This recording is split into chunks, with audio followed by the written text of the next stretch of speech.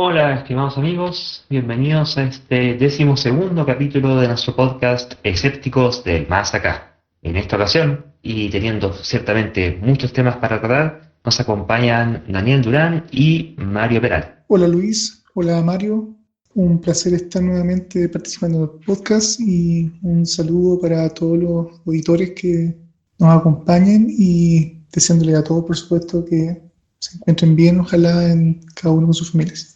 Un saludo, Luis, Daniel, y a nuestros auditores también. Bueno, la cosa ha estado tremendamente revuelta a nivel mundial y en Chile en particular respecto del coronavirus, porque siguen y siguen y siguen saliendo, incluso más cosas todavía las que teníamos consideradas para hablar en primera instancia, siguen abundando diversos reportes, diversas situaciones y diversas acciones institucionales que darían cuenta de la forma, la verdad es que terriblemente deficitaria de cómo se ha manejado la pandemia en Chile y en particular el tema de los datos referentes a la pandemia.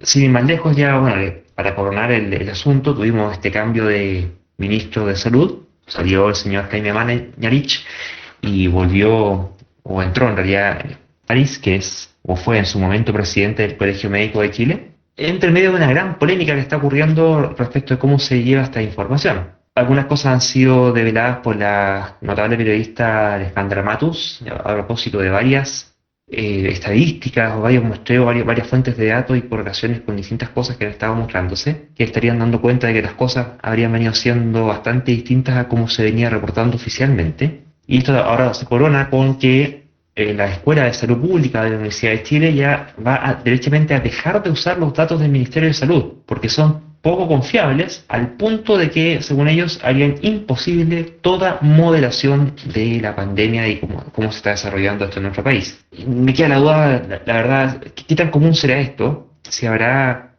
más ministerios que lo estarán haciendo así de desparramadamente? ¿O quizás efectivamente los hay y quizás no hay una comunidad que se dé cuenta o que tenga al menos los medios para contrastarlo? No sé, ¿qué piensan ustedes de esto que está pasando? Yo creo que el desastre que está ocurriendo va en la línea de algo que me tocó en su momento estudiar en la universidad, que es la teoría de la metodología de Just in Time de Toyota, que uno de los postulados que tenía es que dentro de las ineficiencias en la empresa se esconden muchos problemas y muchas cosas que son gastos y actividades innecesarias. Y todos estos problemas se esconden porque, por ejemplo, se puede imaginar la realidad como una gran piscina donde hay rocas, que son los problemas, que están muchas veces sepultadas en agua y son invisibles por estar justamente tapadas de agua. Y tú ves solamente el nivel del agua, ves la piscina y está todo bien.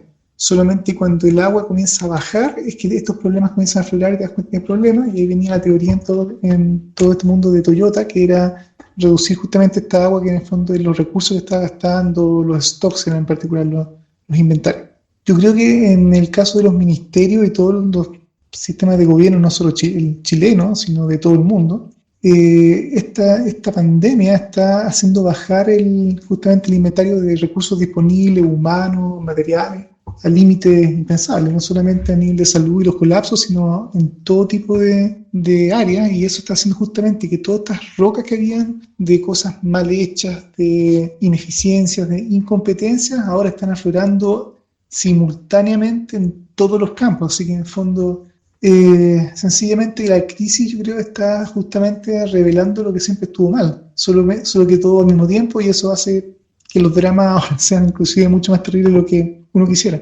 Bueno, de alguna manera esta crisis nos está recordando algo que ya lo teníamos olvidado, que parte de la mitología que teníamos, que es el que al final somos un país tercermundista. Y lógicamente con estos periodos de gobierno que tenemos de 4 años no tenemos una visión de largo plazo. Por lo tanto, en general, las políticas que se tienen, digamos, generalmente son a muy corto plazo y viendo las rentabilidades próximas, digamos. Y no es una visión de Estado, digamos, una visión de país, una visión estratégica, que para dónde vamos. Entonces, el problema es que en estos momentos casi todo lo ha decidido el mercado y no hay una visión estratégica. Entonces, esto nos pone mal, muy mal. Bueno, efectivamente, justamente la disminución de, como dice Daniel, de esta agua que tapaba todo, porque en realidad abajo estaba todo pedregoso, pone de evidencia e incluso acentúa todavía algunos aspectos que podrían estar quizás no tan mal, pero que además la pandemia los exacerba. Así que sí, pues efectivamente tenemos un ministerio que algunas cosas parece que las ha hecho relativamente bien y hay muchas otras en las cuales hay un amplio margen de perfectibilidad. Y volviendo a lo que plantea en particular la Universidad de Chile, hay varios temas que, bueno, acá en este podcast los hemos conversado. Esto vuelve nuevamente, es un tema que es bastante majadero, pero bueno, así es la pandemia, ¿cierto? Estamos hace rato pandemizados. Cuestiones metodológicas realmente absurdas, cuestiones que tú desde el día uno sabías que se estaban haciendo mal, y no es que uno sea general después de la guerra, pero hay cuestiones que cualquiera, sobre todo al menos los ingenieros por lo menos, que pasamos por algún tipo de formación un poco dura en temas matemáticos y estadísticos, son cuestiones que cualquier cabro de, no sé, tercer año, cuarto año de carrera, ya se podría dar perfectamente cuenta que la cuestión no está haciéndose bien. Hay errores metodológicos que son de los primeros días de clase, si lo querés. Y es súper grave cuando uno va viendo con cierta impotencia y quizás hasta con resignación cómo a nivel de las esferas de gobierno, de los ministerios, del poder político y ejercicio del poder público, se cometen literalmente errores de pregrado. O sea, ¿no? ¿Qué pasó ahí? Y bueno, pareciera que lo que pasa es que entre los gobernantes que abiertamente se consideran derechamente superiores al resto, estoy diciendo ninguna infidencia con eso, no tienen su ego acompañado de las credenciales que respalden esas afirmaciones, y lo que han acusado en múltiples instancias es que estarían lisa y llanamente haciendo caso omiso, desoyendo y no escuchando los consejos, los avisos, las advertencias y las correcciones de los equipos de expertos que tienen justamente a su lado para advertirles de este tipo de cuestiones. Uno podría decir, pucha, que a lo mejor quizás en Chile no hay gente que sepa. No, sí hay gente que sepa, gente muy buena, gente de renombre mundial que sabe y que ha hecho llegar todo tipo de advertencias, avisos y correcciones. El problema es que, así como tenemos eminencias mundiales en esta rama de conocimiento de todo lo que es la minería de datos el data science, ¿cierto? La ciencia de datos, tenemos al mismo tiempo políticos y en particular el gobierno presente de nivel mundial en cuanto a su sordera y a su incapacidad de prestar oído sensato a lo que se le está diciendo. Y eso termina pasando la cuenta porque el virus no le importa en realidad. El virus hace lo que hace, se comporta como se comporta, hay una relación de causa y efecto. Nuestras intenciones son problemas nuestros y claramente hay un amplio desfase, una amplia distancia entre lo que ocurre en la cabecita entre el presidente y el ministro y lo que se debiera hacer a ciencia sabida respecto a una pandemia como esta. El problema es que este tema ya lo habíamos tenido con anterioridad, en el censo anterior, que se tuvo que hacer de nuevo, ¿no? Y eso, errores metodológicos, etcétera, etcétera, es una cuestión terrible. Esto de creerse los mejores de no sé a dónde y en definitiva no concretar ninguna. Sí, ese es el gran problema que tenemos. Bueno, el problema que ocurre entre la información técnica, las decisiones técnicas, ingenieriles, científicas, de todo tipo, de salud inclusive, y el mundo de la realidad, donde se toman decisiones y la autoridad que toman decisiones, está el tema político, el tema de que el mundo en que se mueve la política está pensada en compromisos partidarios, intereses que hay que respetar o honrar para llegar al poder, todo tema de tipos políticos. Un caso paradigmático que recoge el diario La Tercera y se lo publicado el domingo pasado en un artículo que justamente detallan la salida del ministro Mañalich, el ministro de Salud. Menciona de que parte de los problemas es que el ministro se oponía y se opuso terminantemente a revelar muchos de los datos, los microdatos que todos los científicos, todo el mundo técnico le estaba pidiendo, y tal vez por infidencia de la investigación periodística, aparentemente el motivo era que encontraba que revelar esos datos le daba armas a la oposición política chilena para cuestionar al gobierno. Y ahí vemos un caso terrible donde por conveniencias políticas de popularidad o lo que sea de un gobierno, una coalición, se juega con los datos para no tener problemas políticos, pero eso a su vez causa problemas reales en las decisiones que se toman y lo que el mundo científico puede aportar. Y en ese aspecto yo creo que eso se ve a todo nivel. Yo creo que muchas veces las decisiones reales, técnicas, muchas veces son de segundo nivel y son las decisiones políticas de poder o hasta económicas las que priman. Y eso no tiene una solución muy fácil en el mundo actual.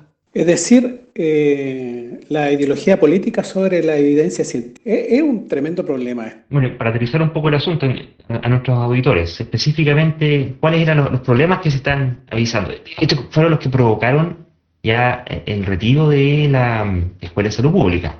Hay más problemas, por supuesto, pero estos ya son los que ya son tan fundamentales que son derechamente irremontables y que vuelven realmente inútil cualquier intento de colaboración. Tenemos que los exámenes PCR eran tomados en un determinado momento y el resultado, por saturación del sistema, empezó a demorarse en entregarse el resultado de los test PCR a los pacientes. Primero empezaron por un día, después 2 días, después 3, después 5, después 7. Ahora ya tenemos incluso 14 días de desfase entre la toma del test y la entrega del resultado del test.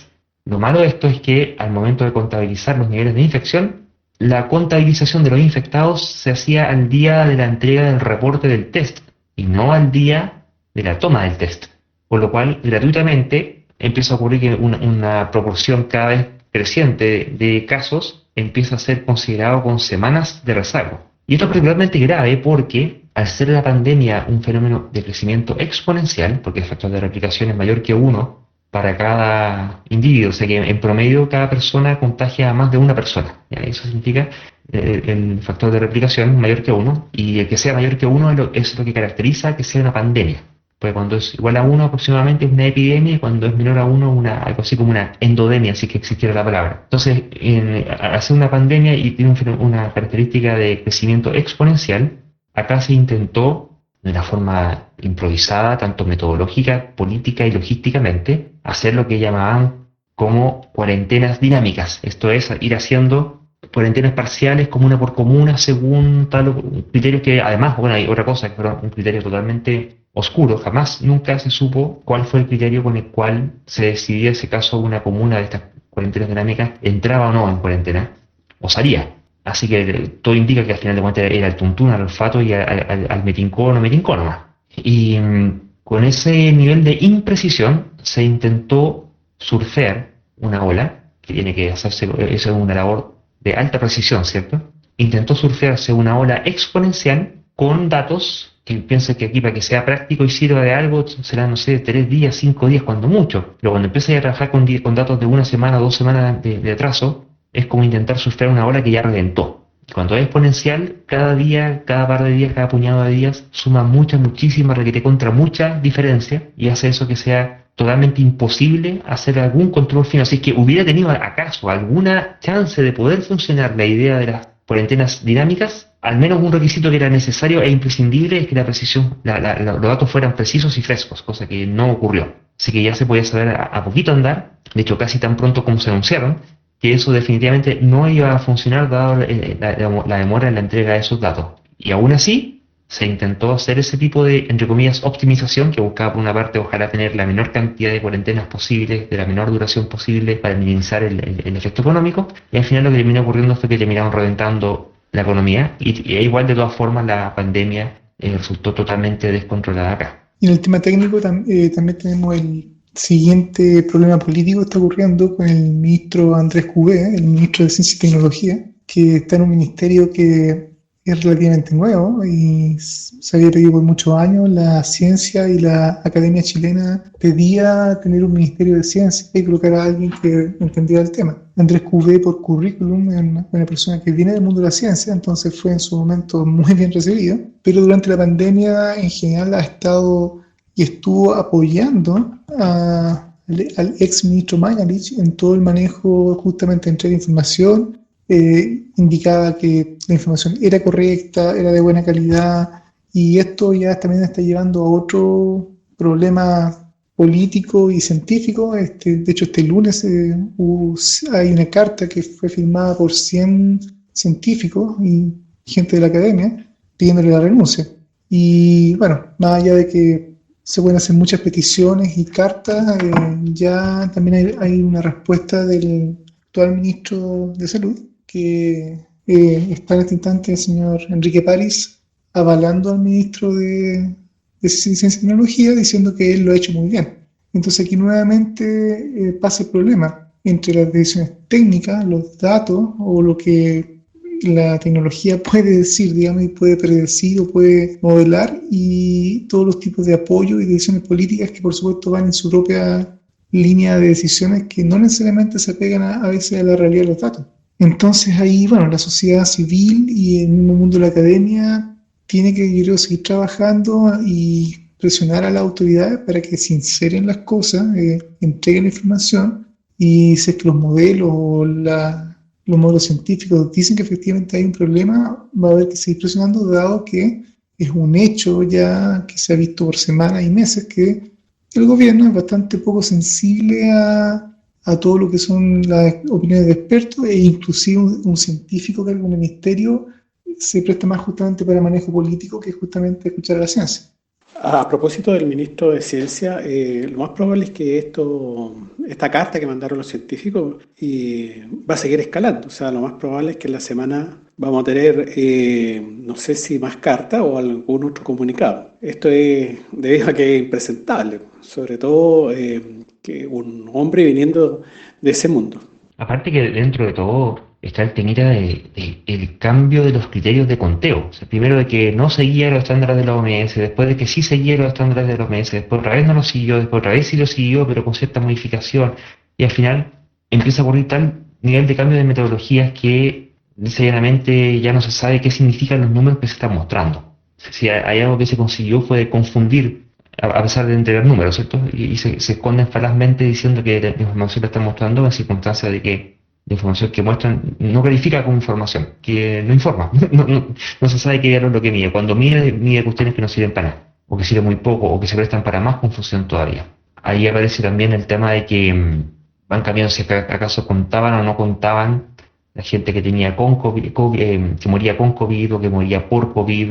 Empezó lo que denunciaban en la Escuela de Salud Pública, que era esta confusión que, no sé si seguir llamando la confusión a esta altura, ya era derechamente tontera, que redunda en negligencia, digamos, porque ya empiezan a hacer mezclas, por ejemplo, en que ya no empieza a ser posible diferenciar cuáles son los contagiados activos de los contagiados inactivos, porque ante tanta demora de la PCR, ya hay un montón de gente que ya se mejoró ya. Está el tema de que no se hacían los tests a la salida, sino que simplemente se contaba que ya pasados los 14 días se consideraba mejorado y punto. Y en circunstancia de que 14 días es un tiempo promedio. Todos sabemos que los promedios son eso, promedios. Hay cosas que están por sobre el promedio y cosas que están por debajo del promedio. Si no, el promedio no estaría por ahí más o menos en el medio. Así que los que duran más no se están testeando, lo cual nuevamente el que se ha confiado de que ya cumplió con la cuarentena, en realidad puede perfectamente seguir infectando. Además, también se suma el tema del certificado de defunción y la forma en que se están contabilizando, reportando a nivel entre registro civil, esta cuestión del ministerio, no me acuerdo cómo se llama la institución, si los contaban o no los contaban. Entonces de repente nos encontrábamos con que aparecían varios cientos, o incluso ahora salió hace poco unos cuantos miles, ya sea se ve un tremendo salto en la estadística, ya sea un salto en los muertos o un salto en los infectados, y no porque haya casos nuevos, sino que en realidad cambió la forma de conteo porque habían quedado ahí guardados o en un cajón. Hay casos que en el sistema de control que se llama Evivigilia, que se les había olvidado actualizar la información, entonces seguían apareciendo como infectados cuando ya no lo estaban, o al revés, aparecían como pendientes cuando en realidad eran positivos. Entonces de repente se pegan unos saltos para arriba, de repente se pegan unos saltos para abajo. Y cómo se puede hacer gestión, predicción, análisis sobre eso. Porque las cifras metodológicamente están construidas de forma pobre. Así que, ahora, si solo fuera que el ministerio hiciera mal la pega, sería una cosa. Pero es que además tiene gente, y siempre la ha tenido desde un comienzo, que le estuvo diciendo, oigan, lo están haciendo mal por esto y esto, y tienen que corregirlo de aquí para allá. Hay varios voluntarios por ahí que salieron, oigan, yo voy y se los arreglo, pero por favor, dejen de hacerlo como lo están haciendo. Y aún así, no. ¿Por qué? Porque, bueno, ellos son los mejores, así que saben cómo se hacen las cosas, y fueron realmente los mejores para hacer que la pandemia hundiera fecunda.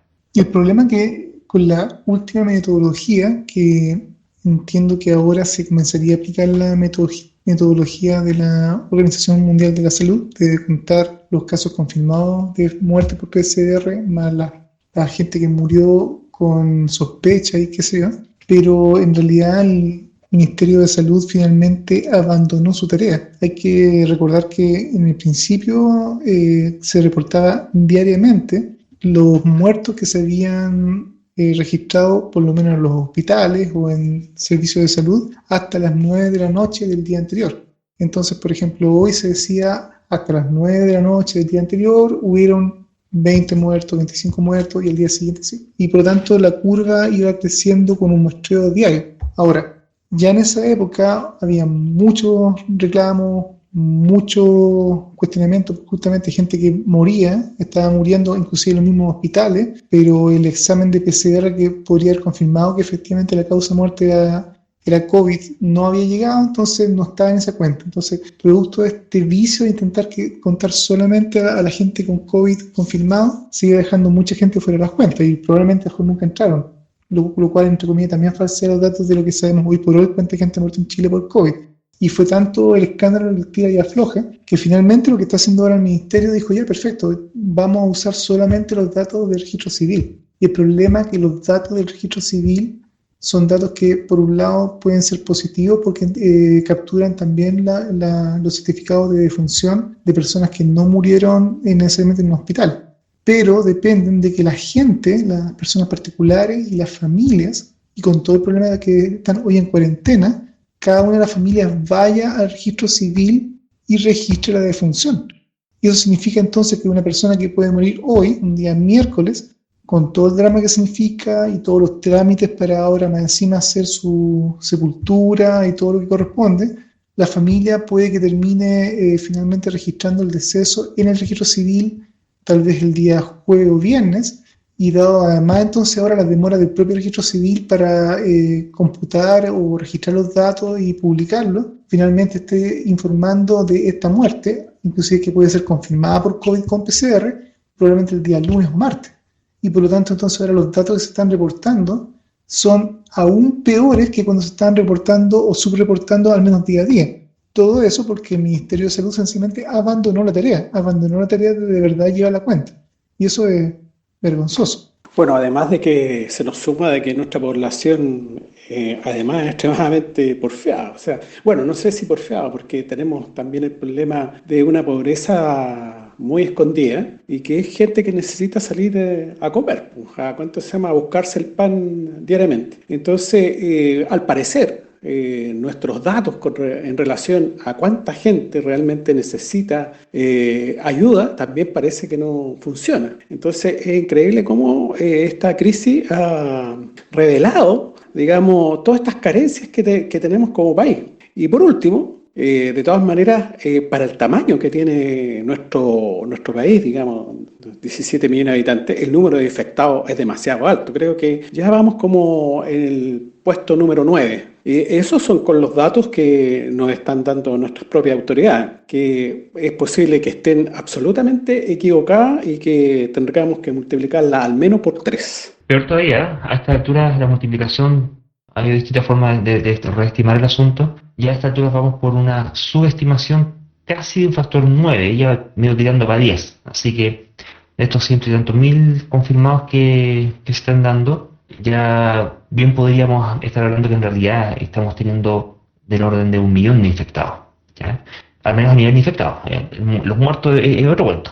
Pero no solo eso, sino que además se ha insistido majaderamente y en una de las últimas declaraciones que alcanzó a dar Mañalich cuando hacía estas conferencias de prensa con el reporte diario de COVID, afirmaba que incluso explícitamente que ellos cuando se empezaba a medir la tasa de infectados por población, ¿cierto? La tasa de infección, él afirmaba categóricamente que es la forma correcta de hacer esta medición. En circunstancias de que los científicos de datos le han venido diciendo, bueno, desde que empezó esta cuestión, de que en realidad ese es un mal indicador, porque al comienzo de la pandemia, las fases iniciales, no importa cuánto es la población total el que se está infectando, importa en realidad la cantidad absoluta de infectados, no el porcentaje o la tasa de infectados. Eso importa ya al final, cuando ya está, la mayor parte de la población está infectada, estamos llegando a los niveles cercanos a la eventual, ni siquiera cierta, a la eventual inmunidad de grupo. Pero no, acá se ha insistido con hacer el cálculo mediante la tasa de infección y eso, el vicio que introduce es que como la propagación inicial no depende de la cantidad de población, ocurre entonces que aquellos países con altísima y grandísima población tienen un denominador muy grande en la división, por lo tanto la tasa les queda muy chica, mientras que los países con muy poca población tienen un denominador más chico, por lo cual la división les resulta relativamente más grande. Y terminándose de hecho, como que casos como Kuwait, por ejemplo, que tienen un re poco de habitantes, salen como terribles, pero en realidad es porque están divididos por muy poco, por un denominador muy pequeño, siendo que lo que importa ahí que debería tomarse en cuenta es el valor absoluto de solamente el numerador, no es la división. Y ahí hay ya derechamente, no sé cómo llamarlo, sí, y bueno, vamos también pasando la cuenta que ¿qué ocurre? Que en muchas carreras, los ingenieros están medio, estamos medio sonados. Tenemos que estudiar probabilidades estadísticas y esas cuestiones sí o sí. Y dependiendo de la especialidad se estudia más todavía, porque es un tema que es peludo, tiene un montón de listas bien contraintuitivas y que requieren su justificación, que tiene un fondo matemático que no es trivial llegar a dilucidarlo. Y lamentablemente en el resto de las profesiones, en particular estoy pensando en periodistas y en gente del área médica, del área de la salud, incluso los biólogos también.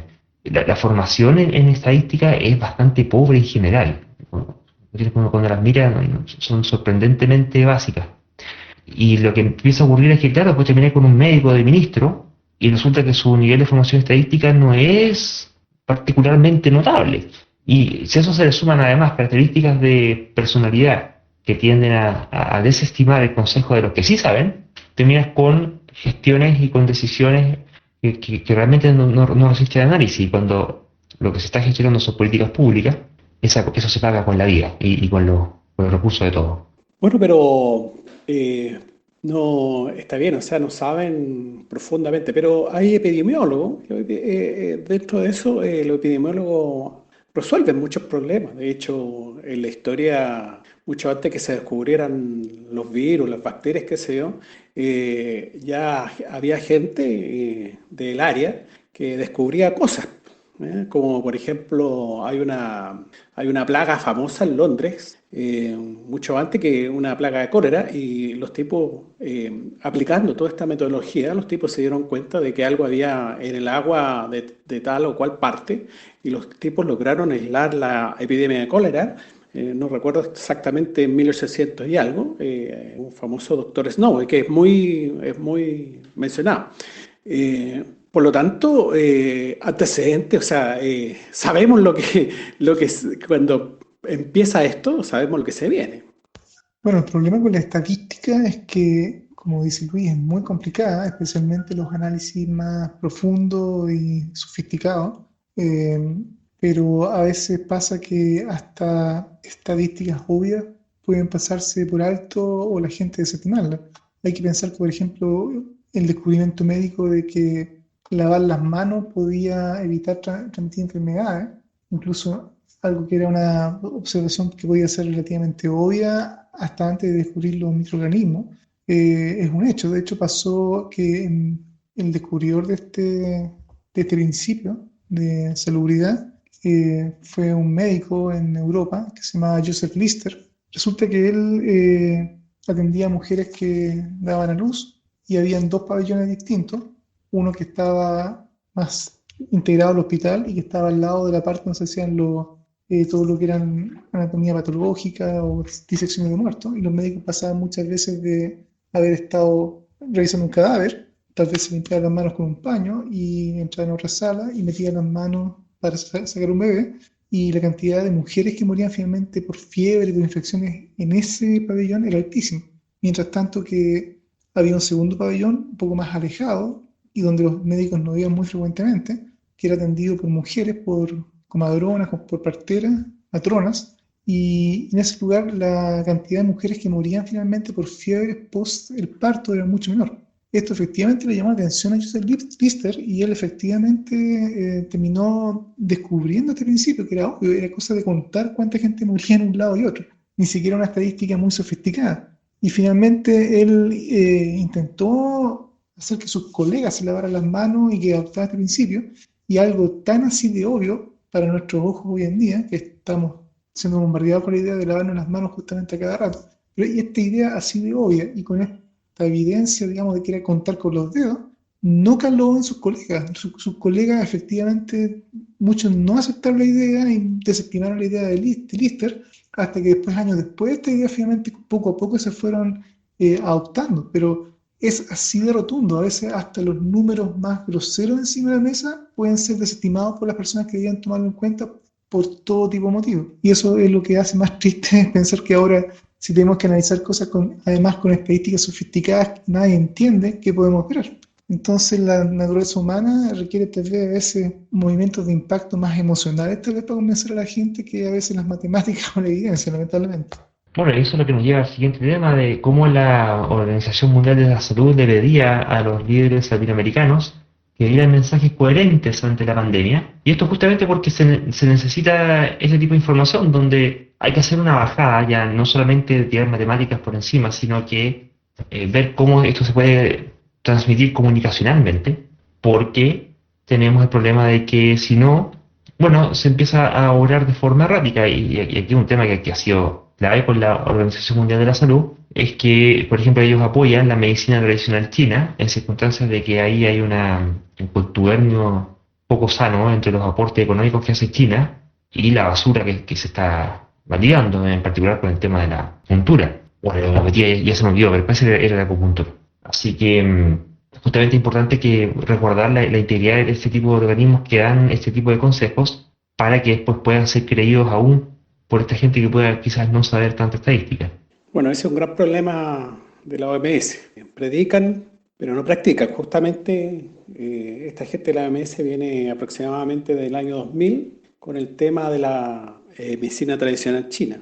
Esto lo único que ha hecho es crear desastres ecológicos, ya que sus remedios generalmente están basados en cosas extrañísimas como por ejemplo el cuerno del rinoceronte, la bilis del oso, etcétera, etcétera. Y eso implica la matanza, digamos, de animales, que ya hay muchos de ellos al borde de la extinción justamente porque el mercado de la medicina china es extensísimo, extensísimo. Entonces, decirle, digamos, a los líderes, digamos, latinoamericanos, algo así, los líderes latinoamericanos, si no están muy informados, le van a responder, bueno, claro, tenemos un tremendo caos solamente. Cada tipo piensa ideológicamente y no con evidencia científica. Por lo tanto, le da exactamente lo mismo. Tenemos a Bolsonaro, que no tiene nada que ver. Tenemos a Gómez, ¿cuánto se llama? A Andrés López Obrador también, que estaba poniendo que la mejor defensa eran algunas estampitas. Tenemos un tremendo problema de educación científica en nuestro continente. Lo cual hace extremadamente paradójico que justamente en toda esta epidemia de COVID y que también hay una epidemia de desinformación y hoaxes, bulos y fake news por doquier, hay todo tipo de teorías conspirativas que hablan ahora del nuevo orden mundial. Y lo chistoso es que justamente si existiera un nuevo orden mundial que está por debajo moviendo los hilos y controlando todo, es un nuevo orden mundial casi tan ineficiente como cada uno de los gobiernos individuales, dado que este nuevo orden mundial es incapaz de alinear a todos estos países que ellos están controlando para que los tipos siquiera tengan un discurso que sea homogéneo. Es así de estúpido, o sea, en el fondo esto es una especie como de reducción al absurdo, o sea, si hubiera de verdad una mano detrás de cada uno de estos gobiernos que esté controlando a nivel mundial, creo que al menos podríamos tener un solo gran discurso, por más equivocado y por más perverso que pudiera ser, pero un discurso coherente, y el que se tenga que estar luchando para que haya coherencia entre países diferentes muestra cuán poco orden mundial hay nuevo viejo. Y bueno, incluso hay peleas que se pueden ver que son poco coherentes con la idea de que hubiera un gran orden mundial, porque, por ejemplo, el caso de Twitter, que alguien podría decir que bueno, es una transnacional estadounidense, que esa junto con Facebook y otras cosas, y George Soros y no sé quién más, podrían ser parte de este movimiento por desinformar. En realidad los tipos se han puesto bastante las pilas con el asunto de las noticias falsas, y ahora ocurrió que eliminaron más de 23.750 cuentas de Twitter que difundían información favorable a Beijing y otras 150.000 cuentas que se dedicaban a tuitear, retuitear y ampliar la difusión de mensajes del gobierno chino que iban orientados a exaltar y alabar y bendecir la muy buena gestión que el gobierno chino había tenido respecto de su reacción ante la pandemia de coronavirus. Así que algo pasa que este nuevo orden mundial no, por algún motivo no cuaja bien. Y yo estuve leyendo esa noticia y es bien interesante porque los chinos alegaban, digamos, de que nos echan abajo las miles y miles de cuentas que echan abajo todo lo que el gobierno chino hace. Es bien cómico el asunto. No solo cómico, sino que yo diría que casi de una ironía superlativa, porque resulta que si hay un gobierno que se ha encargado de censurar todo tipo de información que no le conviene y de controlar la información al punto de literalmente matar al mensajero cada vez que se puede, y colocando un gran firewall para limitar la información y ese tipo de cosas, es ni más ni menos que el gobierno chino. Entonces, que ahora en este caso una empresa o alguien, entre comillas, coarte información que pueden ser bots y puede demostrarse eventualmente que son algún tipo de sistema que no hay personas detrás y que está intentando hacer propaganda en forma maliciosa para llevar la opinión pública en alguna dirección. Al hacer eso y cortar esa información, está haciendo algo ni más ni menos que lo que el gobierno chino lleva haciendo por años.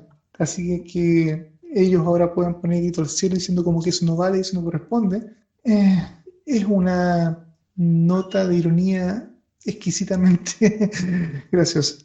En todo caso, esto que está haciendo Twitter y Facebook de eliminar estas cuentas que dan información falsa, que dan bulos, que conspiración, etcétera, etcétera, está muy bien. De todas maneras, hay veces que igual por mi TL pasan una serie de cosas que todavía dices, pero ¿cómo?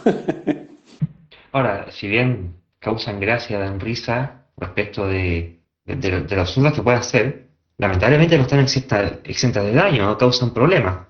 Por ejemplo, está este caso en Perú, ¿cierto? Una empresa que instalaba antenas 5G en la localidad de Huancavelica, fueron 8 técnicos de la empresa Gilat Perú, que iban a reparar una antena inalámbrica que da acceso a internet al pueblo y conectividad, y creyeron en el pueblo que esta gente iba a instalar una antena 5G, que no era el caso, si acaso, igual no tenía nada de malo, pero no era el caso que hubieran ido a instalar una antena 5G.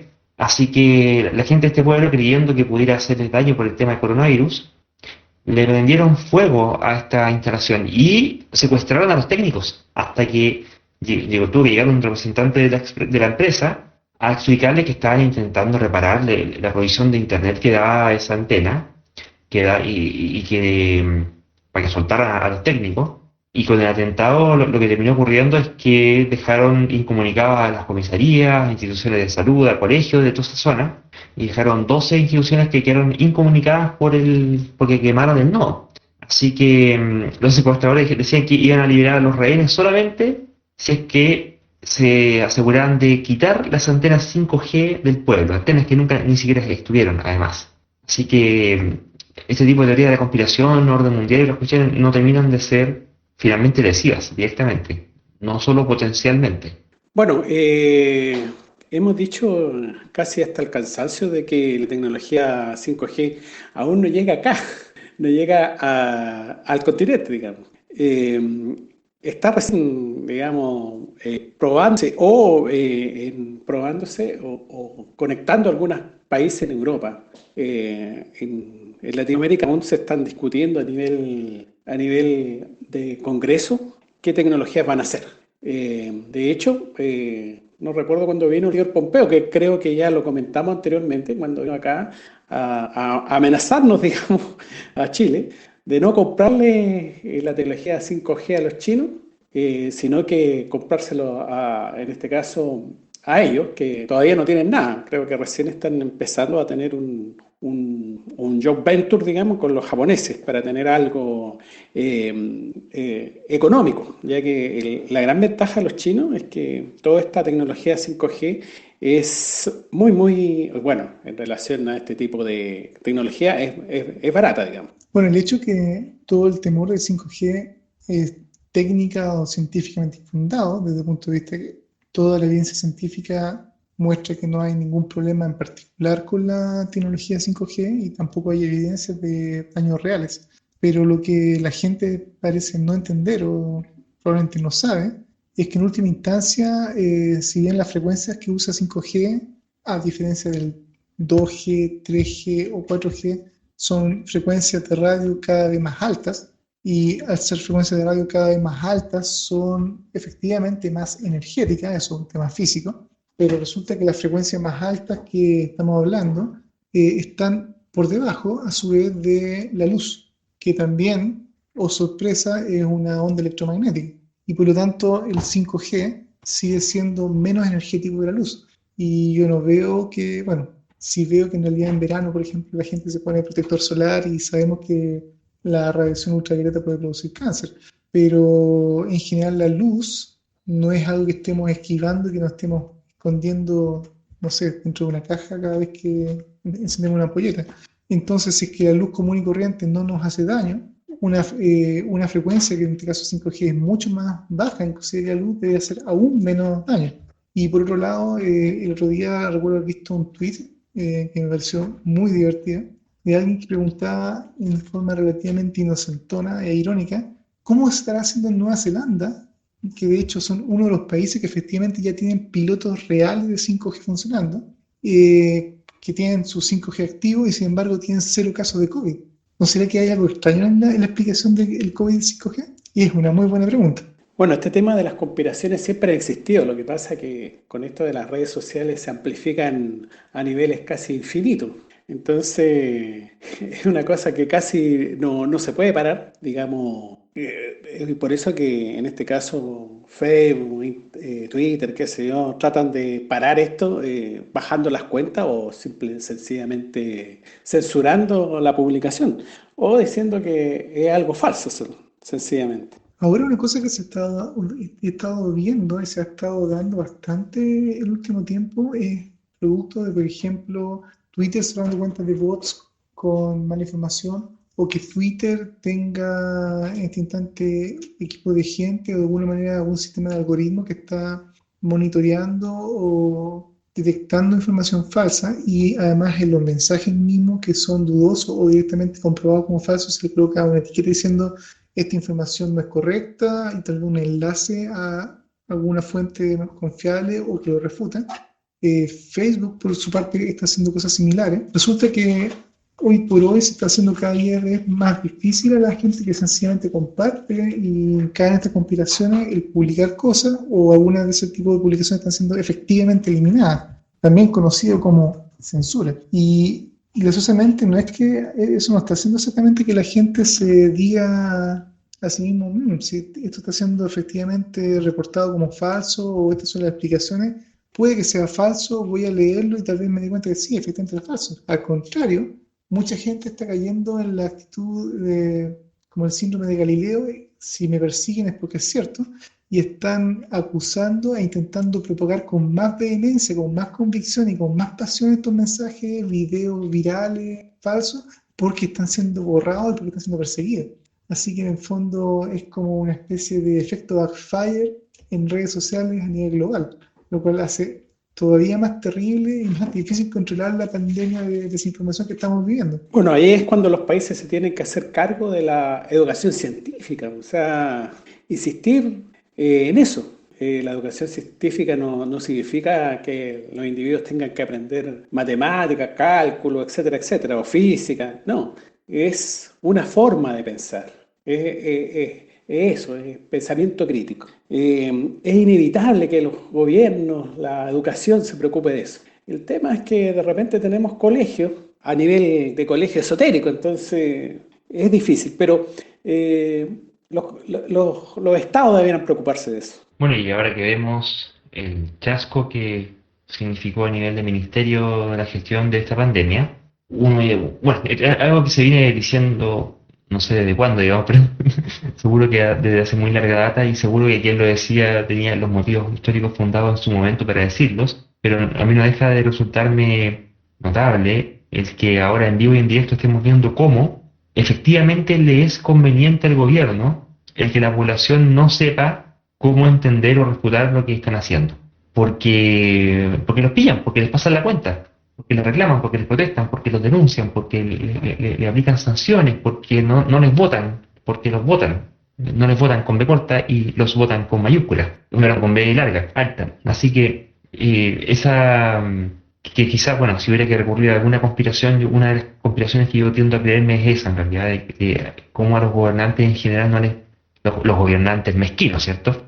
Ciertamente no les conviene que la población se eduque porque justamente les puede criticar de forma fundada, y ante ello no tienen cómo defenderse. Yo, o sea, todo este desastre que ha ocurrido con el coronavirus acá en Chile, y viendo cómo son de contumaces o sea, la contumacia, ¿cierto? Que es esta persistencia en el error, a pesar de todas las explicaciones en contrario, ya uno no sabe qué creer, si es como el colmo de la ineptitud y eso aumentado y exacerbado ya derechamente por la falta de escrúpulos y de ética. Tal vez lo que ocurre es que efectivamente hay una especie de pozo gravitacional en cuanto a la cantidad de educación que la población recibe, que cuesta remontarlo porque, por un lado, efectivamente, si una población de un país es completamente inculta, no es útil ni para el gobierno ni para la sociedad, porque nadie sabe hacer nada, nadie sabe leer, nadie está educado en lo absoluto, y eso en el fondo sería caos. Entonces, efectivamente, las sociedades tienen que educar a su población con un mínimo suficiente para que sepan hablar, sepan las matemáticas que necesitan para la vida, sepan trabajar, tengan profesionales, etcétera. Entonces, eso lleva a que los gobiernos, los estados, inviertan en educación. Obviamente llega un punto en donde a más educación la gente comienza a educarse, comienza a tener mayor armas para entender la realidad, para darse cuenta de lo que hace el gobierno y lo que hace el gobierno bien y mal, y efectivamente puede comenzar a criticar ahora con mucho más fundamento. Y eso evidentemente es un problema para cualquier Estado que intenta ojalá hacer las cosas y ojalá con el menor pushback, con el menor tipo de oposición de la propia población. Una población relativamente inculta, probablemente más fácil de controlar que una población culta que puede cuestionar lo que se está haciendo. Y ese pozo entonces entre ninguna educación, eduquémonos más, a demasiada educación, mejor que quitemos la educación hasta una especie de equilibrio, tal vez tenga una especie de maldición que hace que esté esta tirada floja. Yo tengo una idea tal vez un poco optimista, es que tal vez parte de ese problema es porque justamente los gobernantes que ven un problema en la gente educada y que están tomando malas decisiones que son cuestionables, son también hijos de esta mala educación, hijos de una educación tal vez precaria, pero que con el tiempo la educación de los países, Chile y todos los países del mundo, empieza a empujar justamente a más educación y eventualmente tal vez los propios líderes sean también cada vez más educados, tengamos ministros y presidentes de verdad que entiendan de estadística o que de verdad entiendan lo que están haciendo, y cuando llegue ese punto eventualmente se va a superar este pozo gravitacional para quedar tal vez a un nuevo, que se llamaría en ingeniería un nuevo mínimo, local más allá, donde ahora efectivamente tal vez ya no es un problema que la gente sea educada, porque los mismos líderes van a ser tal vez tanto más educados que sus súbditos, que su pueblo, pero al ser muy educados, los tipos de decisiones que están tomando van a ser mucho más correctas y no van a tener un problema en que la gente critique o que la gente cuestione,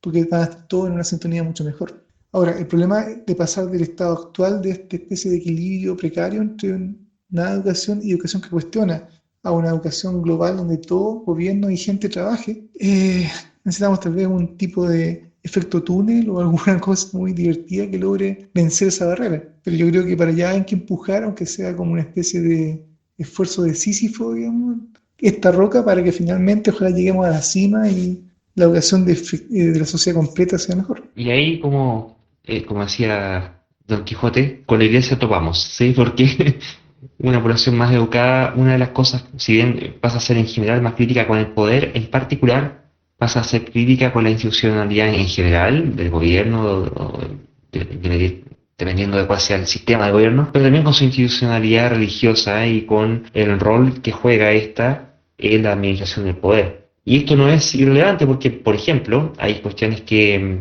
siguen dando que hablar una y otra vez, como el caso de este profeta cristiano allá en Estados Unidos, que para variar, por supuesto, como suele ocurrir, el pastor Jeremiah Johnson, que empezó a decir que todo ese tema del coronavirus en realidad correspondía a un problema en el cual estaban por detrás, obviamente, y como siempre, Bill Gates y George Soros, que hace ya rato que lo están mencionando juntos.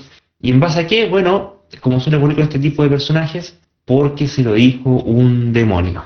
Y ahí empezamos a encontrarnos con el tema de que no sé si es que él honestamente cree eso, que sería derechamente un caso de un delirio bastante interesante, o tiene unos escrúpulos bastante bajos con tal de conseguir mayor adhesión de sus feligreses, pero tenemos todo este tipo de charlatanes locales que en Estados Unidos abundan, hay vastos bastiones de población que vive de esta forma y paga, le entrega su diezmo, y que cree en ese tipo de afirmaciones. Así que, ¿qué pasaría con una sociedad más educada y este tipo de charlatanes? Bueno, el primero que fue blanco de conspiraciones fue desde hace mucho tiempo, George Soros, digamos. Y bueno, Soros tiene la Open Society que se llama, que es una asociación filantrópica. Y hay que entender quién es Soros, entre paréntesis. O sea, Soros es un sobreviviente del Holocausto. Él es húngaro. De hecho, nació creo que en Budapest. Y también sobrevivió a la ocupación soviética. Imagínate, los dos grandes demonios, digamos, los nazis y los comunistas. Y además fue alumno de Karl Popper y en él, digamos, tiene mucho de Karl Popper. Y de hecho sus cuestiones filantrópicas siempre han sido mirados desde el punto de vista de este libro de Popper, que es algo así, no recuerdo exactamente cómo se llama el libro, pero se llama como Sociedades la sociedad abierta y peligro. Así se llama el libro. Entonces, él está muy determinado por haber sido alumno de Karl Popper. Y eso hay algunos que les molesta. Entonces, empiezan a surgir todo este tipo de teorías, conspiración, etcétera, etcétera. Al igual que Bill Gates. Bill Gates también se ha convertido en... De hecho, aquí en Chile ha hecho contribuciones. Por ejemplo, me recuerdo que en los 90 a los niños les dio computadores, cosas por el estilo.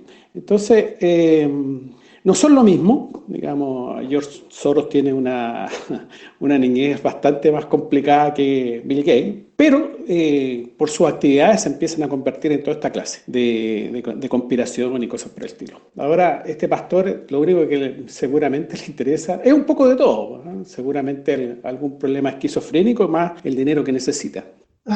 Bueno, y la verdad es que a mí la historia de este pastor me sorprende, o no sé si es que me sorprende, pero bueno, yo soy un fan de la ironía y veo la ironía a veces donde otros no la perciben, pero me parece también extremadamente irónico que un pastor cristiano esté basando sus visiones y sus convicciones en base a lo que un demonio le diga, porque en el fondo, si él de verdad cree lo que cree, y viene un demonio a darle información, ¿por qué diablos le está creyendo a un demonio?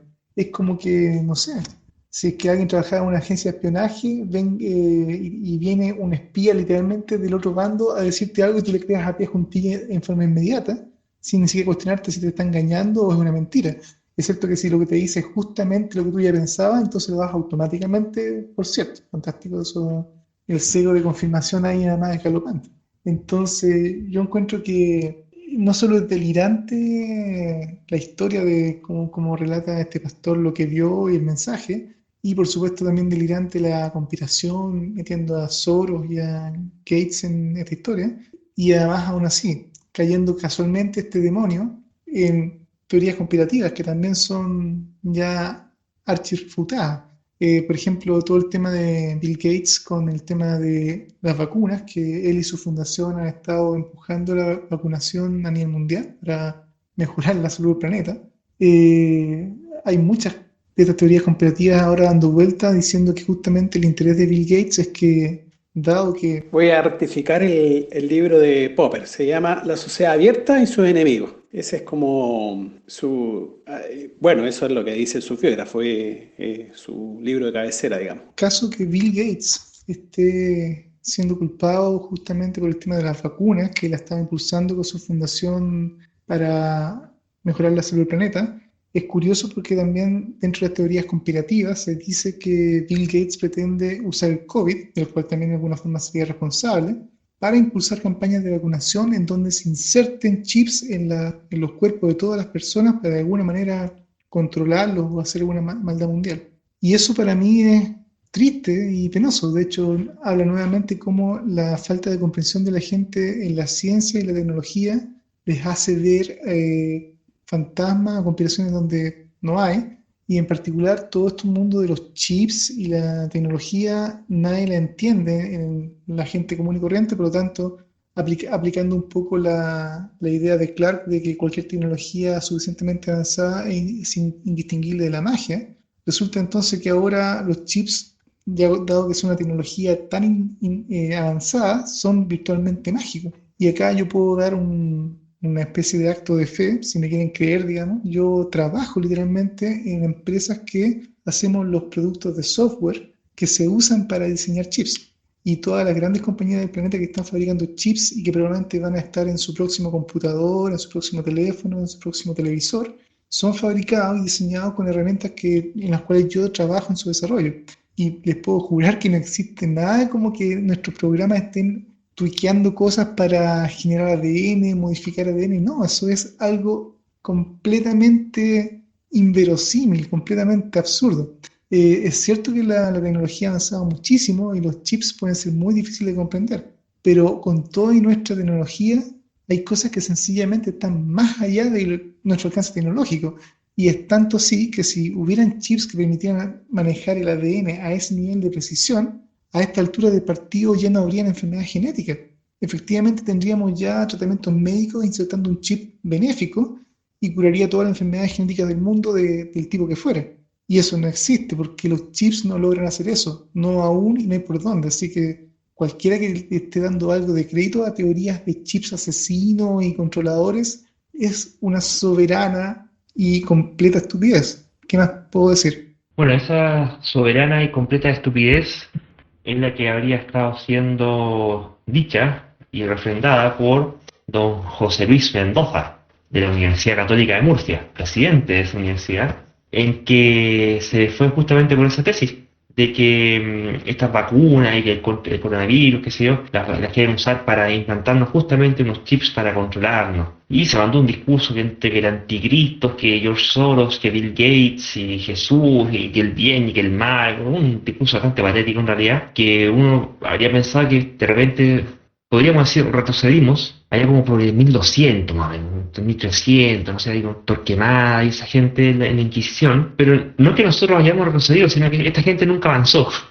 se quedaron allá. Y realmente la mezcolanza que hay entre y da lo mismo, sean cristianos de ramas protestantes, cristianos de ramas católicas. Estoy seguro que si escarbamos vamos a ver que como hablan en otro idioma es un poco más difícil para nosotros de enterarnos directamente de las noticias, pero seguro que entre los musulmanes también hay grupos que son antivacunas, qué sé yo. Hay hace rato hay harto cagüín o harta chimuchina o harto dime y direte respecto de este tipo de conspiraciones, pero no deja de llamarme la atención, así como hay gente de renombre tanto en el gobierno que es tremendamente incompetente, también tenemos a ellos en ese tipo de instituciones, altas cabezas de universidades que realmente se creen todo este tipo de burradas. Yo me pregunto qué tipo de programa educacional, bueno, algo habla ahí también del tipo de programas que está haciendo, de cuestiones relacionadas con la fe y cosas.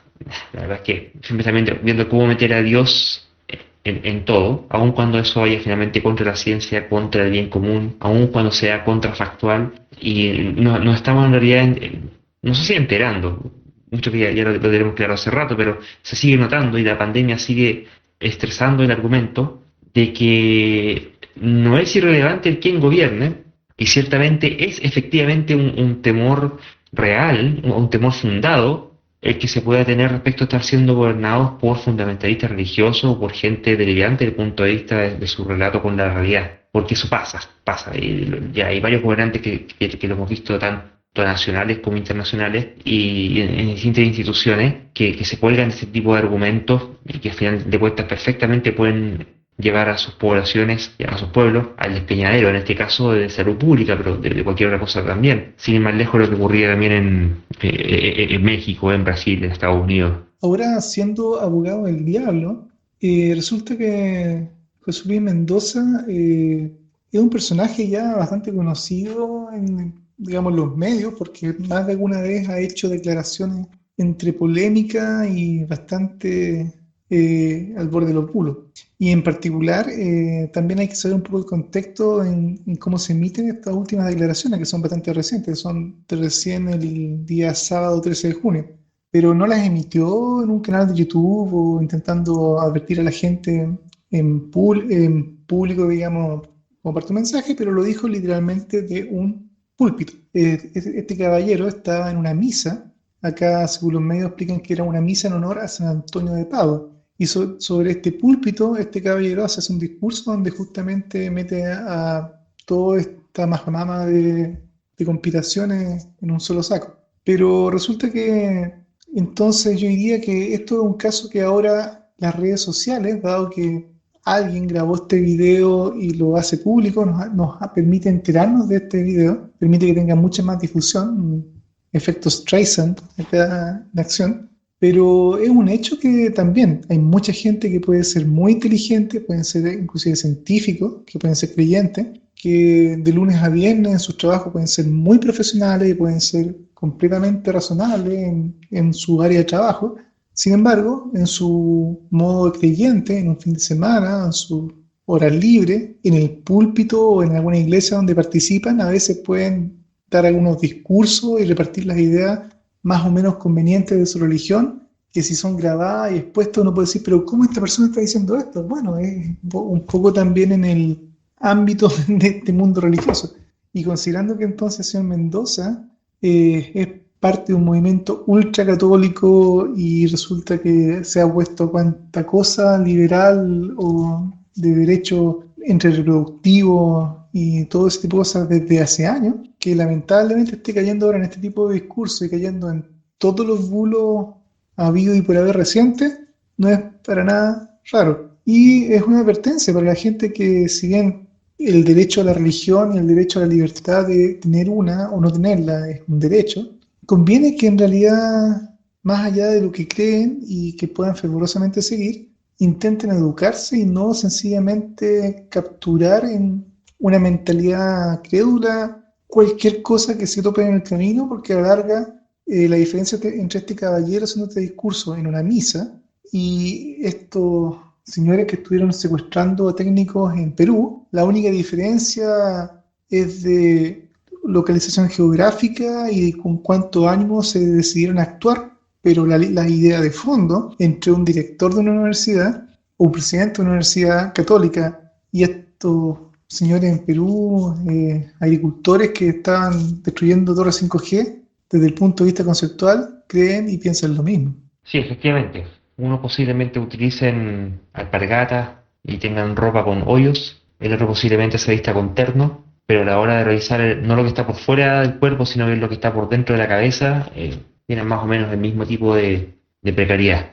Y bueno, unos tienen poder porque son muchos y otros tienen poder porque participan de los círculos del poder. Y ambos casos pueden ser peligrosos. Hay diferentes escalas, por cierto, pero peligrosos finalmente. Oye, disculpa, a propósito, justo en este momento estaba leyendo que el presidente de Honduras ha sido hospitalizado por COVID-19, contagio que compartiría con su esposa. Y tengamos en consideración que este presidente en Honduras en particular, bueno, con toda la polémica que ya han tenido de derechos humanos, represión policial y protesta social por los distintos problemas que han tenido, este en particular ha sido totalmente negligente respecto de las prevenciones a nivel estatal que pueden tener respecto de la prevención de la pandemia y su propagación del coronavirus, llegando a afirmar recuerdo, si no me recuerdo, no me acuerdo si fue este tipo de Honduras o fue el de Guatemala, uno de los dos, no me acuerdo cuál fue, que decía que Dios protegía su frontera e impedía se, mm, que el virus entrara, mientras que los médicos internamente estaban totalmente desesperados. Si los tipos hablaban respecto del desastre sanitario, tenían el riesgo de que los echaran de su trabajo, porque están empecinados con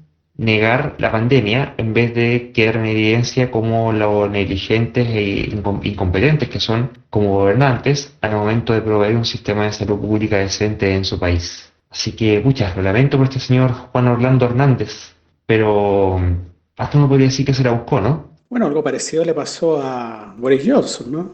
Él, después que se enfermó, ha ido cambiando un poco la política de enfrentar el COVID. Pero, o sea, no sé, el problema es que no tienen a alguien, o no sé si no se preocupan, sino que se dedican a ser políticos y no se dedican o a tener al menos un consultor en ciencia que sea competente. Y ahí se nota una señal de subdesarrollo finalmente, donde su desarrollo no es solamente cuál es el nivel de bienestar, o digamos, incluso considerando al desarrollo como bienestar de la población, parte de ello pasa a estar condicionado por la presencia o carencia de la debida entidad científica que dé cuenta de cuáles son las políticas que conducen a los fines deseados y cuáles no, o cuáles conducen a fines indeseados. Y el ser subdesarrollado como país, una de sus facetas es que se carece de la institucionalidad científica y del debido oído de las autoridades, nuevamente por una educación subdesarrollada ahora,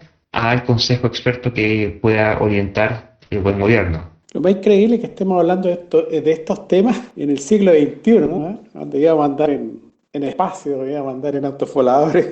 Ahora, si uno ve la prensa, uno puede ver que en todo caso en Honduras, que es un país que no tiene un sistema hospitalario el más fuerte del mundo, igual han hecho bastante esfuerzo y acá leo en la prensa de que existe un método que ellos llaman en Honduras catracho, que es una combinación de antiinflamatorio, anticoagulante y varios otros cócteles de medicamentos, y algunos de ellos puede que no estaban del todo confirmados que fueran exactamente un medicamento para el COVID, pero al menos lo intentaron y da la impresión de que en general sus números han sido mejores que los que en el caso chileno tenemos. Así que desde ese punto de vista hay que felicitar a Honduras, que a diferencia de Chile aparentemente tienen las cosas un poco más controladas aún. Y ojalá que por supuesto las puedan controlar y puedan realmente reducir las curvas y efectivamente eliminar la enfermedad. Ahora, para el caso del presidente hondureño, le deseo de corazón al presidente de Honduras y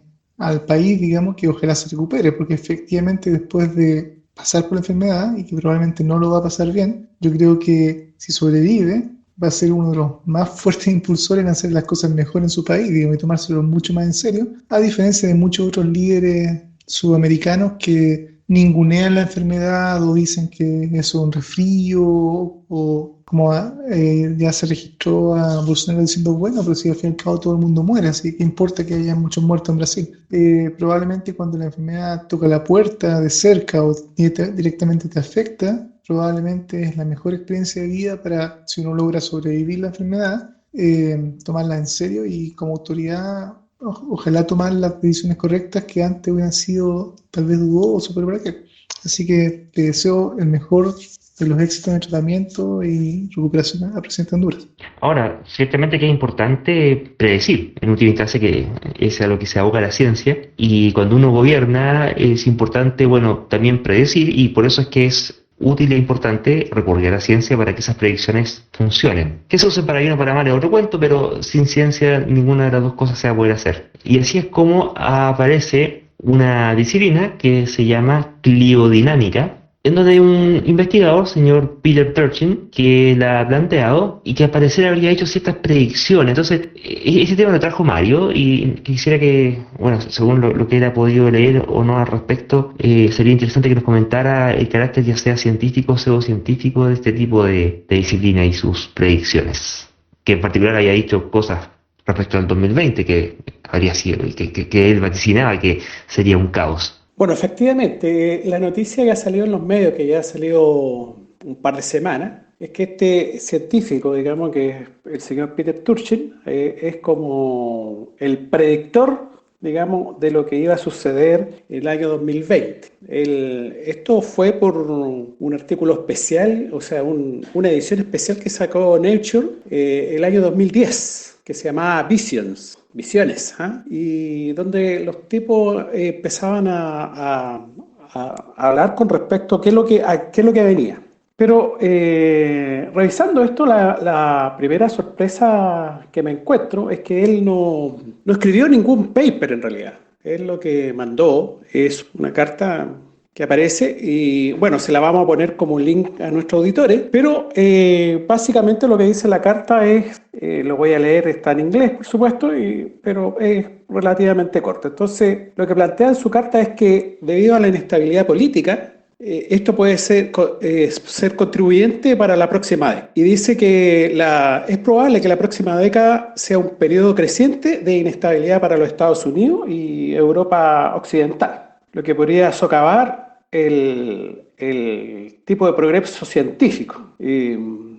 Y plantea el análisis histórico, cuantitativo, dice, cuantitativo, ahí ya empieza a meter, revela que las sociedades humanas complejas se ven afectadas por olas recurrentes, predecibles de inestabilidad política. Entonces, él mismo en la carta se autorreferencia a un libro que escribió que se llama Secular Cycles, ¿no? Ciclos seculares. Y plantea, dice, en los Estados Unidos tenemos un estancamiento, disminución de los salarios reales, una brecha creciente entre rico y pobre, una sobreproducción de jóvenes graduados con títulos avanzados, digamos, y la explosión de la deuda pública. Estos son indicadores sociales que aparentemente dispares con la realidad, están relacionados entre sí, y estos empezaron a dar un punto de inflexión durante la década de los 70. Y históricamente esto siempre ha servido, estos indicadores, digamos, ha servido de inestabilidades políticas que se van avecinando. Entonces él plantea esto, digamos, y va comentando que los Estados Unidos tiene picos de inestabilidad aproximadamente cada 50 años y ocurrieron alrededor de 1870, 1920, 1970, por lo cual, según lo que él piensa, debería haber uno alrededor del año 2020. Y él justamente habla de lo que plantea que estamos entrando en una caída que se llama onda de Kondratiev, que es crecimiento económico que tiene una duración entre 40 y 60 años. ¿No? Y eso, después de estos ciclos, viene, digamos, una recesión que él ha ido estudiando. Ahora, él en ningún caso aquí, esto lo plantea en base a un análisis, digamos. Está en el 2010, entonces está viendo lo que está ocurriendo, y él plantea que de aquí a 10 años más se viene todo esto debido a todo lo que está pasando. Ahora, él es un biólogo con posgrado en dinámica de poblaciones. Por lo tanto, en dinámica de poblaciones me imagino que habrá aprendido a modelar bastante y esto lo fue aplicando a leyes sociológicas. De hecho, yo hace algún tiempo estudié un libro de él, me tocó hacer un trabajo en base a su libro, que se llama Historical Dynamic, a pesar de que él referencia su otro libro que se llama Secular Cycles. Pero el libro que estudié yo era Dinámica Histórica, algo así. Que el tipo se hace la pregunta, ¿por qué cuándo crecen y caen los imperios? Esa es la pregunta fundamental que se hace este señor.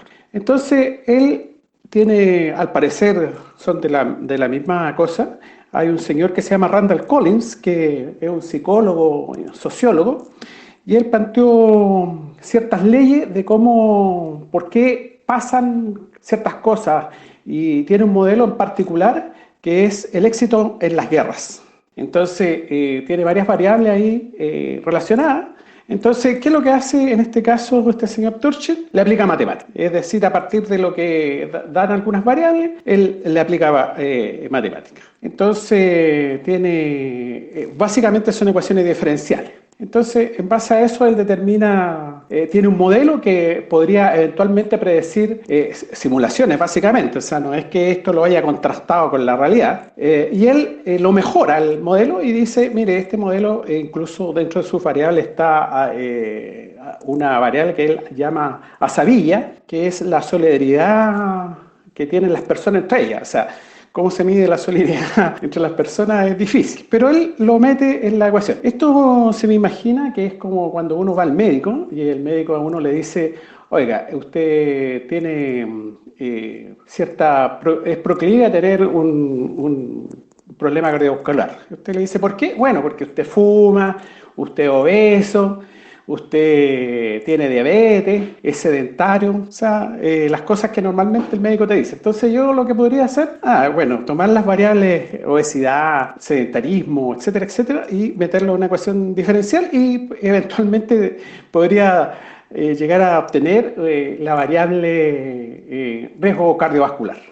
Una cosa así es lo que este señor hace. Y al parecer ha seguido investigando bastante en este campo. Y a este campo, junto con este señor Collins, le pusieron como nombre cliodinámica. Pero no es una pseudociencia, pero tampoco yo diría que es algo así como una ciencia, sino que es algo intermedio. O sea, no es intermedio, está antes de ser ciencia. Yo diría que es algo así como una protociencia, es algo que está instalándose ahí, y bueno, veremos qué es lo que ocurre con ella, pero no me atrevería a decir que es una pseudociencia. Pero de acuerdo a tu lectura, Mario, estos modelos con ecuaciones diferenciales que estas personas han investigado y desarrollado, y más allá de la posible predicción acertada o no, digamos, para 2020, que si dijeron que las cosas iban a llegar a crisis en 2020, es un hecho que estamos en una gran crisis, pero es difícil saber si realmente fue por su predicción o algo que pasó por otro motivo.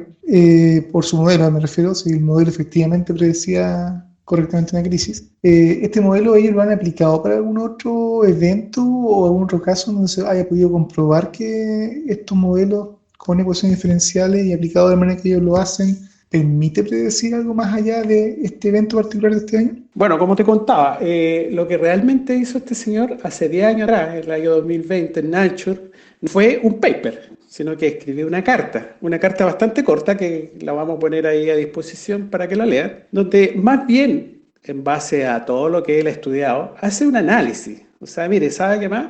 Todo esto está pasando, por lo tanto aquí se va a venir una crisis. Ahora, en ningún caso él dice va a venir una pandemia ni nada de eso. Él lo que avisora es una crisis económica. O sea, y es muy claro, él está viendo que salen mucha gente de la universidad, de que no sé, las empresas en Estados Unidos están quebrando, ya prácticamente no producen automóviles y seguramente tienen una cantidad industrial de ingenieros mecánicos. No sé, ese tipo de cosas es lo que está viendo. Entonces, indudablemente, si tienes una masa crítica de ingenieros que no los pueden meter a trabajar en ninguna parte, eso te va a provocar un problema. Bueno, eso es lo que este señor está viendo. No es que esté aplicando la cliodinámica para decir lo que se viene el año 2020. Él está haciendo otra cosa. Ahora, lógicamente, el entender el mundo así desde ese punto de vista, o sea, por ejemplo, si yo tengo... ¿qué es lo que necesito yo para tener éxito en una guerra? Y él dice, mire, necesito recursos, necesito cómo está mi territorio, mi capacidad logística, etcétera. Entonces él, mediante eso, dice, él se plantea esas cosas como variables y dice, mire, y hace una serie de simulaciones y resuelve la ecuación diferencial. Entonces él llega a encontrar ¿cómo podría decir? Ciertos puntos interesantes, como se hace cuando se estudian ecuaciones diferenciales, donde hay puntos de equilibrio, etcétera, etcétera, y él llega a conclusiones interesantes. Vamos a poner también el libro para que nuestros auditores lo comenten o lo vean por ahí. Pero es eso, o sea, no es que el tipo haya hecho un paper donde haya hecho un modelo y que exactamente haya resuelto el futuro. No es eso. Por lo tanto, la pregunta tuya, Daniel, no, ellos realmente no tienen, digamos, algo ahí que es interesante, pero así como aplicarlo y contrastarlo con la realidad, no. Pero sí tienen una cosa interesante que es una cosa de una capacidad de análisis que tal vez hasta ahora no existía. Bueno, entonces, según tu descripción, me da la impresión de que claramente no estamos frente al primer Harry Seldon, como vendría a ser el personaje de la saga Fundación de Asimov, que ya descubrió las reglas de grandes números para la humanidad, pero ojalá que entonces ese tipo de trabajo eventualmente se logren completar y yo creo que sería interesante, y dado que los tiempos difíciles que vienen a futuro con todo un tema del calentamiento global, superpoblación y todos los problemas que vienen a futuro, tal vez ese tipo de herramientas, si llegan a completarse y a ser desarrolladas, efectivamente van a servirnos para poder sobrevivir a futuro. Así que ojalá que eso pase un poco de la teoría a algo real. Pero entonces, para las personas que tal vez pensaron que entonces, o pensamos que en principio, siguiendo un poco el titular amarillista de que hubo alguien que usando ciencia o un científico predijo, pues entonces que estemos más que nada entonces un poco en un modo de click and bait de los periodistas, más que entonces realmente alguien prediciendo el futuro con precisión como uno quisiera, pero que claramente aún no se puede. Por lo menos creo que entonces estamos más en ese escenario que en ya la clarividencia científica que no existe. Sí, correcto. No hay algo así como un modelo que prediga. En todo caso, esto es re interesante porque hay mucha gente intelectual, científicos que han tratado de determinar si la historia tiene leyes. Incluso el mismo Marx, digamos, planteaba que la historia tenía leyes, ¿no? Y esto es también un poco eso, a ver si va la cosa. Ahora, a mí me parece bien interesante porque algunos lo ordenan, ¿no? Sobre todo con el tema de las variables. Yo, por lo menos, cuando me tocó ver esto, me pareció re interesante porque le da. Para mí esto es algo así como sociología, ¿eh? Entonces le da una fundamentación, digamos, a estas grandilocuencias que generalmente tienen los filósofos o los sociólogos, y la aterriza un poco diciendo, a ver, bueno, si tú estás diciendo que esto depende de esto y esto aquí y acá, entonces esto lo podemos modelar y hacer un modelo de lo que tú estás hablando, a ver qué es lo que pasa. Y ahí podemos aprovechar estos software, no sé, software matemáticos como el MATLAB u otro, y ver qué es lo que sucede. Pero hasta ahora es tan solo, digamos, eso. No tiene una aplicación a la realidad, digamos.